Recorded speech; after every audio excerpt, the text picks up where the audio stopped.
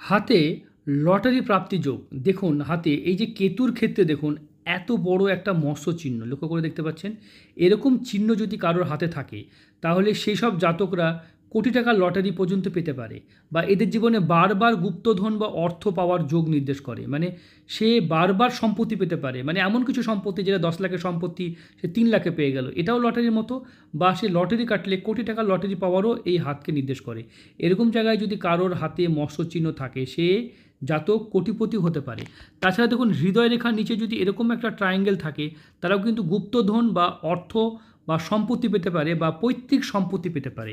আমি শ্রীরূপন অ্যাস্ট্রোলজার, বিগত 26 বছর ধরে জ্যোতিষী পেশায় কাজ করছি ও 18টা বছর ধরে জ্যোতিষী শেখাচ্ছি। আপনারা যদি মনে করেন যে এই ধরনের ভিডিও নিতে চান তাহলে স্ক্রিনে দেওয়া নাম্বারে যোগাযোগ করবেন। আর সত্যি কথা বলতে গেলে লটারি একটা স্ক্যাম, লটারি না কাটাই ভালো, তবে যার হাতে আছে সে পাবে।